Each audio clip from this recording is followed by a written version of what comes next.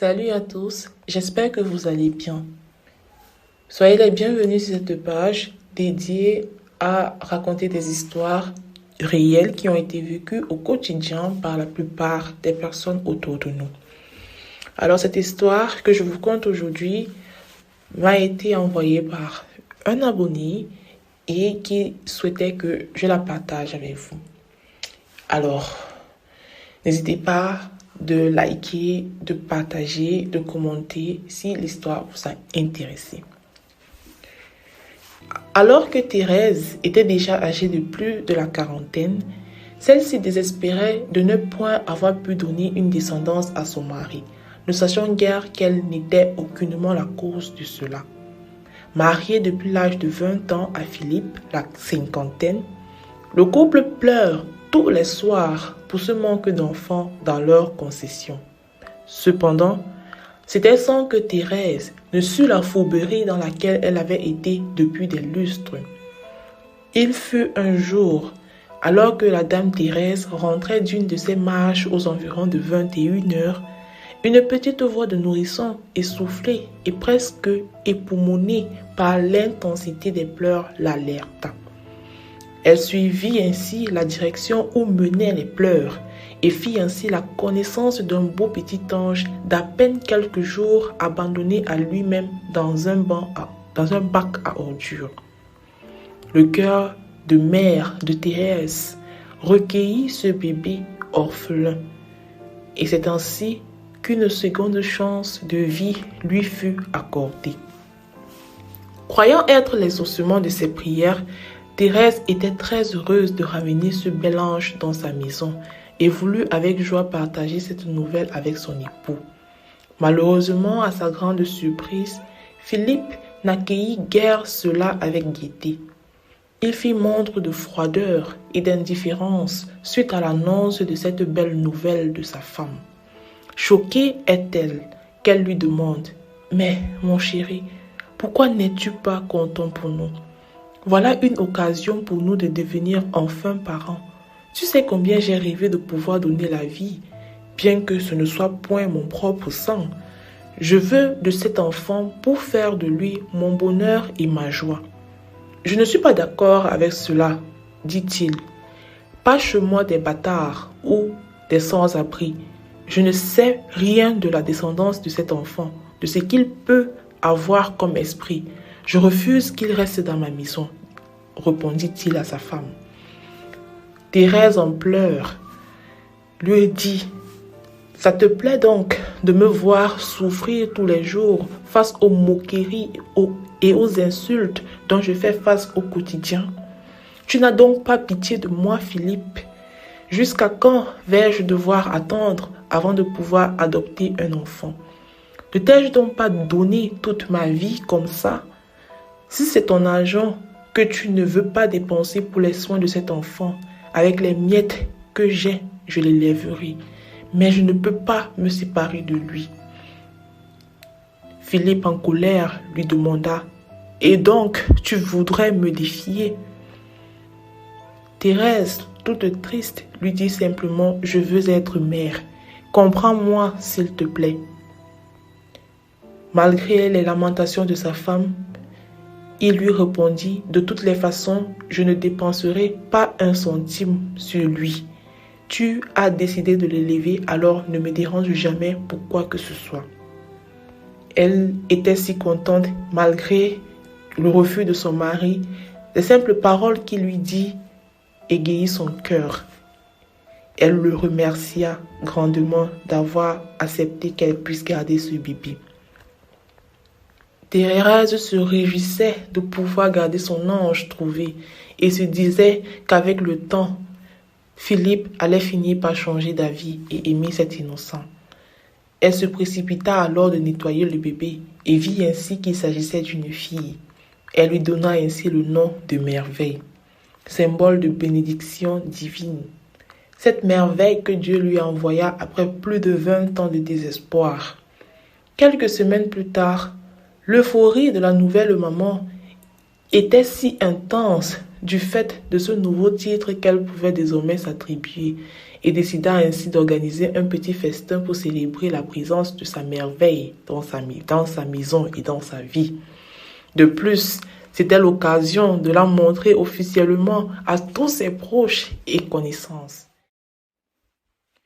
Bien que Philippe toujours outre cette folle idée de garder cet enfant, pour l'honneur de sa femme, il fit montre durant la cérémonie d'une fausse joie qui pouvait tout de même se lire en plein visage, car porter la petite merveille pour lui était un gros fardeau, il était voire impossible pour lui. Et cela se fit remarquer et attira l'attention des proches de Thérèse et de tous ceux qui étaient présents à cette cérémonie. Néanmoins, Thérèse continuait d'espérer que les choses iraient mieux avec le temps et que Philippe finirait par être fier d'avoir Merveille pour enfant. Mais c'était sans croire que l'amour paternel n'allait jamais naître en lui et ne naquit d'ailleurs guère après plus de 8 années passées ensemble. Alors que Merveille venait à peine de célébrer son 8e anniversaire, son calvaire débuta également. Thérèse avait été diagnostiquée d'un arrêt cardiaque vasculaire avec hémiplégie suite à une découverte macabre dont elle a été victime. Les soins médicaux étaient coûteux, en plus des soins infirmiers à domicile dont elle avait besoin également. L'autre face de Philippe fut dévoilée et c'est avec douleur pour Thérèse qu'elle découvrit cela. En effet, la belle jeune femme et son bel et tendre époux Philippe se rencontrèrent à la fleur de l'âge de l'adolescence lorsqu'elle avait 18 ans. Ils tombèrent ainsi amoureux et débutèrent une belle idylle adulée par tous autour d'eux. 2 ans après, le jeune couple convolait en justes noces et aménageant ensemble dans une petite ville bien calme où Philippe devait exercer comme manœuvre. Au fil des ans, le dynamique jeune homme développa de l'aigreur et de l'envie en lui de voir tous les autres jeunes de son âge avoir de l'argent et vivre richement, chose qui lui était impossible, voire même complètement irréaliste avec son maigre salaire de manœuvre et une femme à nourrir. C'est alors qu'un jour, il se rapprocha de son plein gré d'un jeune homme au nom d'Henri, qui ne le connaissait d'ailleurs pas, mais qu'il avait juste pris l'habitude d'observer les allées et venues, et il lui dit « S'il te plaît, je veux être comme toi. Peu importe ce qu'il faille que je sacrifie, je le ferai. J'en ai marre de cette minable vie sans argent. Je veux avoir de l'argent par tous les prix, monsieur. » Henri, étonné, lui répondit « Bonjour, monsieur, nous connaissons-nous ?»« Vous ne me connaissez pas, » dit Philippe, « mais moi, je vous connais. Je vous ai longuement épié, que je puis dire sans même me tromper que je maîtrise votre emploi du temps. » Ça alors, tout étonné, était Henri. « Et comment on vous appelle? »« Moi, c'est Philippe. »« Et vous dites vouloir devenir riche ?» demanda Henri. « Qu'est-ce qui vous fait croire que ma richesse soit due à des sacrifices inhumains? Lorsqu'on vous observe et qu'on observe votre cours de vie, il est clair que vous ne puissiez point avoir autant d'argent dans ce pays-ci, en particulier, sans y avoir versé du sang. » Étonné, Henri était. Il lui dit, « Apparemment, vous connaissez ma vie mieux que moi alors. »« Monsieur, je suis prêt à tout pour être comme vous, » répondit Philippe. « S'il vous plaît, aidez-moi. »« Bon, Philippe, j'ai des obligations qui m'obligent malheureusement à mettre un terme à cette conversation. Du moins, passez-moi toutefois votre contact. On aura l'occasion d'en reparler. »« Je vous serai gré, » répondit Philippe, tout content de voir une lueur d'espoir se dessiner sur sa vie. Il lui souhaita ainsi une excellente journée et les deux se séparèrent ainsi. Il était donc clair que ce contact échangé avait donné place à de nouveaux engagements auxquels l'envieux de Philippe avait lui-même souscrit volontairement. Les conditions étaient claires, il ne pourra jamais enfanter et il avait également l'interdiction de lever un sang frais et jeûne dans sa maison.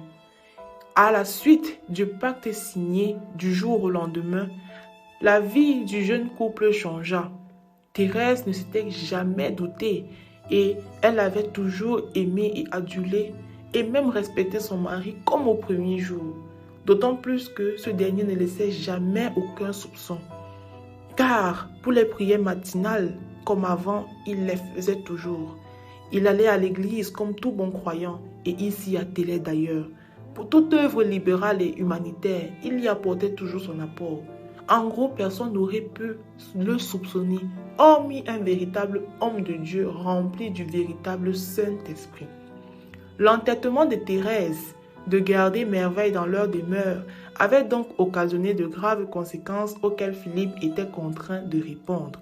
Il lui avait été intimé d'effectuer des rapports sexuels immoraux avec la jeune fille Merveille dès qu'elle aurait eu l'âge de 8 ans.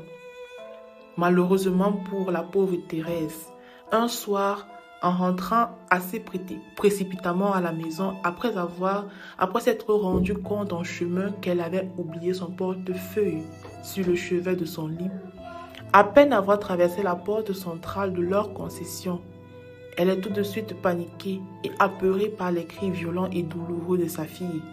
Elle se dirige alors, à pas de chenille, sans faire un bruit vers la chambre où criait sa fille Merveille et tomba aussitôt en choc cérébral après avoir vu sa pauvre petite fille saignante et son mari au-dessus d'elle en train de la violer par voie anale. Malgré l'attaque qu'a fait Thérèse ce jour-là, le vicieux continua tout de même sa sale besogne et ses incantations sur la petite Merveille. Et ce n'est qu'après avoir terminé son vice qu'il eut conduit sa femme à l'hôpital. Le verdict était tombé. Thérèse était désormais paralysée et apraxique. Et la pauvre Merveille continuait de subir les abus de son père sous le regard impuissant de sa maman.